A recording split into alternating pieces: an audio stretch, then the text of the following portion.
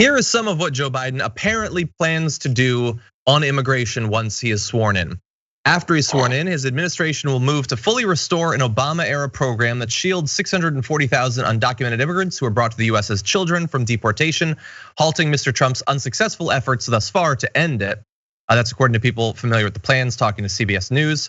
The incoming administration also intends to rescind Mr. Trump's travel and immigration restrictions on 13 mostly African or predominantly Muslim countries. So right there you have protections for the Dreamers, the end to the Muslim ban. You also have them looking to implement a 100-day freeze on deportations, while his administration issues guidance narrowing who can be arrested by immigration agents.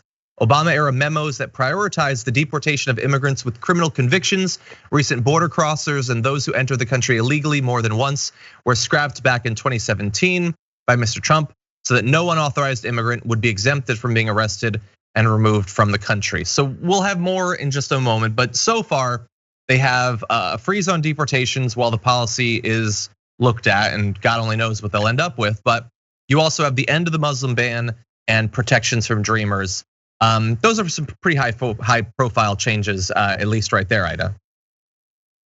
Yeah, you know what? And let's not look at this as a humanitarian act. Anyone who understands the economics of America knows that a lot of undocumented people keep this economy healthy and do a lot of jobs here for the little bit of money that a lot of people won't do.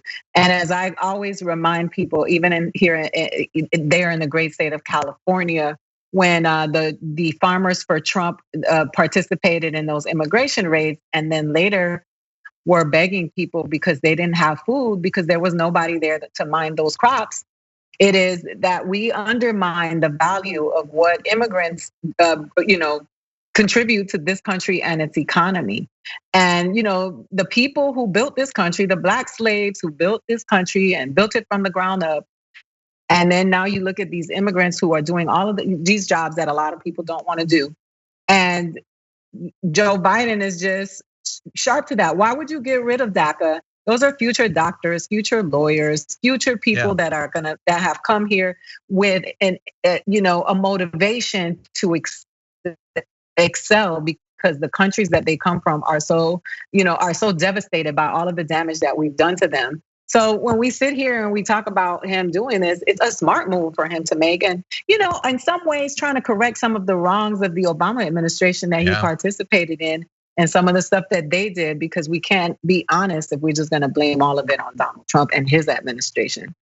Yeah, totally. And while all of this looks good and we're gonna do some more, this is not an area where we can afford to not watch Biden and his administration virtually every day, because we know what happened under Obama. Yep. So these are good signs, and I'll give you some more in a sec, but we do have to be vigilant.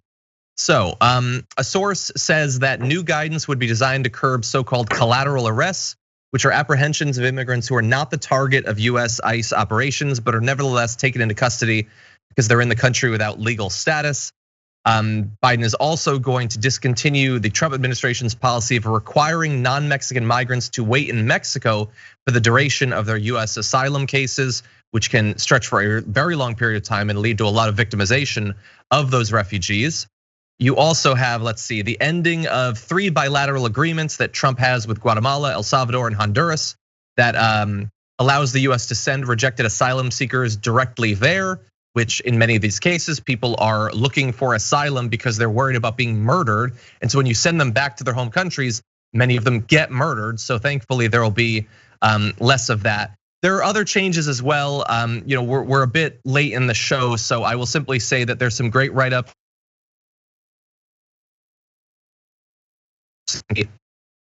A fairly comprehensive re-envisioning of the policy, but we're also gonna have to see going forward. Democrats tend to be a little bit better on this stuff than Republicans, but the militarization of the border, that has been happening under both sides for literally decades. The deportations have been going up under both sides for literally decades.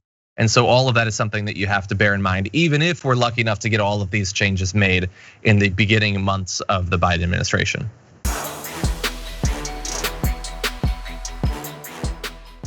Check out the Damage Report podcast each day, wherever you get your podcasts, whether Pocket Casts or Stitcher or iTunes. You can join me as I give you the news and stories you want, with a range of co-hosts and interview guests jumping in on the fun each day. Again, that's the Damage Report, wherever you get your podcasts. And if you get them at iTunes, don't forget to rate and review. Sometimes I'll read them live on the show.